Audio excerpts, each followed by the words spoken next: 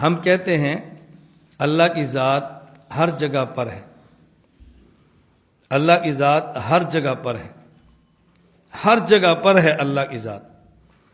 اب جو باتیں سمجھ نہیں آ رہی وہ کچھ اشکالات ہیں، قرآنی آیت ہوگی اس میں تعویل کریں گے، تعویل کرنے کی وجہ یہ سمجھ نہیں آ رہی اللہ ہر جگہ پر کیسے ہے، لہٰذا تعویل کر لیں گے۔ یہ آپ کے سامنے الماری ہے، دیکھو یہ سامنے کیا ہے؟ الماری۔ اس الماری میں اوپر 3 خانے ہیں، نیچے ایک خانہ ہے بڑا، توجہ رکھنا۔ یہ اب الماری کا جو پہلا خانہ ہے، ہم نے اس میں کتابیں رکھی ہیں 10۔ ہر کتاب کا جو حجم ہے وہ مثلا 1.5 انچ کا ہے، 1.5 انچ موٹی کتاب ہے، ہم نے 10 رکھی ہیں، خانہ پورا ہو گیا۔ اب ہمارے پاس ہے قرآن کریم، اور قرآن کریم کا جو مصحف ہے اس کا حجم بھی 1.5 انچ کا ہے، اور اس میں جگہ اتنی ہے کہ 1.5 انچ کے حجم کی صرف 10 کتابیں رکھ سکتے ہیں۔ اب ہم اس میں قرآن کریم رکھنا چاہتے ہیں تو اس کی ایک ہی صورت ہے، ایک کتاب نکالیں اور قرآن کریم رکھیں۔ جب تک ایک کتاب نہیں نکالیں گے تب تک وہاں قرآن کریم نہیں رکھ سکتے، کیونکہ قرآن کریم کو جگہ چاہیے، وہاں جگہ ہے ہی نہیں۔ اب توجہ رکھنا، اب اگر کوئی بندہ یہ کہے کہ ہم نے ایک کتاب نکالی بھی نہیں ہے اور قرآن کریم رکھ دیا ہے، کسی بندے کا دماغ اس کو قبول کرے گا؟ کبھی بھی نہیں کرے گا۔ کیوں؟ اس لیے کہ قرآن کریم کا حجم ہے، اس کا جسم ہے، اس کو جگہ چاہیے، جگہ ہے ہی نہیں، کیسے رکھ دیا آپ نے؟ آپ قرآن کے حافظ ہو؟ آپ حافظ ہو؟ آپ حافظ ہو؟ کھڑے ہو۔ یہ قرآن کریم کا حافظ ہے۔ میں آپ سے پوچھتا ہوں کہ قرآن کریم اس کے دل میں یا دماغ میں، جو بھی آپ کا ذہن ہے، کوئی کہتا ہے دل میں ہے، کوئی کہتا ہے دماغ میں ہے، میں اس پر بحث نہیں کر رہا، قرآن کریم کہاں ہوتا ہے؟ آپ سمجھتے ہیں قرآن کریم دل میں ہوتا ہے، ان کے دل میں قرآن کریم ہے؟ آپ سب کو یقین ہے کہ حافظ ہے، ان کے دل میں قرآن ہے؟ آپ کے ذہن میں کیوں نہیں آ رہا کہ بھئی اس کے دل میں تو جگہ ہی نہیں، قرآن کریم کیسے ہے؟ سمجھو، 10 کتابیں پڑھی ہیں، کوئی بندہ کہ جی میں نے استاد جی وہاں قرآن کریم کہاں رکھا ہے؟ الماری کی خانہ نمبر 1 میں۔ پہلے کتنی کتابیں تھی؟ 10۔ آپ سب ہنسو گے، کیسے رکھ دیا استاد جی، وہاں تو جگہ ہی نہیں تھی۔ یہ کہہ رہے میں قرآن کریم کا حافظ ہوں، آپ کہتے ہیں قرآن دل میں ہوتا ہے، کوئی کہتا ہے قرآن دماغ میں ہوتا ہے۔ چلو جہاں بھی ہے، اگر دل میں بھی ہے، کسی کو اشکال آ رہا ہے کہ وہاں جگہ ہی نہیں ہے، اس نے قرآن کیسے رکھا ہوا ہے؟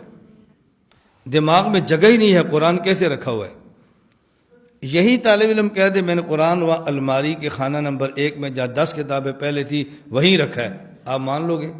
نہیں مانو گے۔ یہی طالب علم کہہ رہا ہے قرآن کریم میرے دل میں ہے، آپ مان رہے ہیں؟ دونوں میں فرق کیا ہے؟ قرآن ایک ہی ہے، وہ جو الماری میں رکھنا ہے وہ جسم والا ہے، اور وہ قرآن جو اس نے دل میں رکھا ہے وہ، پتہ چلا جب ایک ہی چیز کا جسم ہو اس کا حکم الگ ہو جاتا ہے، اور اسی چیز کا جسم نہ ہو تو پھر حکم الگ ہو جاتا ہے۔ یہ بات سمجھ آ گئی ہے؟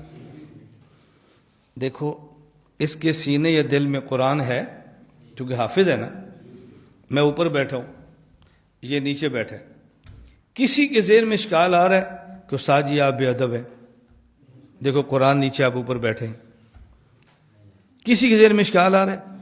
اور یہی لڑکا اگر اپنے ہاتھ میں قرآن مصحف یا الماری پہ رکھ لے اور میں اوپر بیٹھ کے پڑھاؤں تو پھر ہر کسی کے ذہن میں اشکال ہوگا کہ یار استاد جی کو پتہ نہیں قرآن پڑھا ہوا ہے، بتاؤ یار۔ ہاں مجھے پتہ ہے قرآن ہے، مجھے پتہ ہے، آپ میں سے ہر بندے کے دل میں واللہ العظیم میرے لیے نفرت کے جذبات پیدا ہوں گے، یار یہ کیسا فرعون آدمی ہے، ہم بتا رہے ہیں، ہنسو مت، میں سمجھا رہا ہوں، ہم بتا رہے ہیں قرآن کریم ہے، یہ پھر بھی کہہ رہے مجھے پتہ ہے، ٹھیک ہے ٹھیک ہے، پھر بھی کہہ رہے ہیں مجھے پتہ ہے۔ اب آپ مجھے گستاخ بھی سمجھ رہے ہیں، بے ادب بھی سمجھ رہے ہیں، میرے دل میں، آپ کے دل میں میرے لیے نفرت بھی آ رہی ہے، اب نہیں آ رہی۔ کیوں؟ وہ جو قرآن اس کے دل میں ہے یا دماغ میں، وہ بغیر جسم کے ہے، اور جو تپائی پہ رکھنا ہے وہ جسم والا ہے۔ ایک طالب علم ہے، ہم طلبہ کی باتیں کرتے ہمیں پیار ایسے ہے، ہم اچھی اچھی مثالیں انہی کے لیے دیتے ہیں۔ ایک طالب علم ہے، اس کی شادی ہوتی ہے، اس کے گھر میں آنے والی دلہن قرآن کی حافظ نہیں ہوتی، لیکن اس کو قرآن سے پیار بہت ہوتا ہے، ان پڑھ ہے، غیر حافظہ ہے، قرآن سے بہت پیار ہے۔ وہ جب قرآن میں اپنے گھر میں آئی ہے، والدہ نے رخصت کیا تو ساتھ اس کو قرآن دے دیے۔ اس نے بجائے قرآن کسی اور کو دینے کے اپنے سینے کے ساتھ لگا لیا۔ اب وہ جو ہی گھر میں داخل ہوتی ہے تو سب سے پہلے بالفرض اس کا دلہا ہے، شوہر ہے گھر میں، وہ سب سے پہلے قرآن کریم اٹھاتا ہے اور قرآن کریم کو چومتا ہے، آنکھوں سے لگاتا ہے، سر پہ رکھتا ہے۔ کسی کو تعجب ہوگا یار یہ کیسا بندہ قرآن چوم رہا ہے؟ کسی کو بھی نہیں ہوگا، اور اٹھاتا ہے اور اٹھا کے قرآن کریم کو اونچی جگہ پہ رکھ دیتا ہے۔ لیکن اس کے اب کسی طالب علم کی شادی ہوتی ہے اور اس کے گھر میں آنے والی دلہن قرآن کی حافظہ ہے، جو ہی گھر میں داخل ہوتی ہے سب سے پہلے اس کو چومتا ہے، اور اس جگہ کو چومتا ہے جہاں قرآن مجید ہم سمجھتے ہیں۔ لوگ سمجھتے قرآن میرے دل میں ہے تو وہ اسی جگہ کو چومے گا نا جہاں دل ہے۔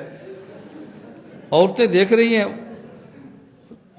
بے حیا، کچھ شرم کر، تیری ماں ہے، تیری بہنیں ہیں، عورتیں کھڑی ہیں، پاگل ہے تو؟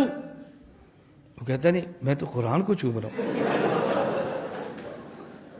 اب اس کو وہ اٹھا لیتا ہے، بھائی کہاں لے جا رہا ہے؟ کچھ میں قرآن رکھنے کے لیے جا رہا ہوں۔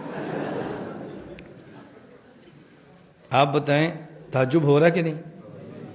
تو جب اس نے قرآن کریم کے مصحف کو لیا، چوما، آنکھوں سے لگایا، اونچی جگہ پہ رکھا، ہر کسی کے دل میں اس کی محبت بڑی ہے کہ ماشاءاللہ اس کو قرآن سے کتنا پیار ہے۔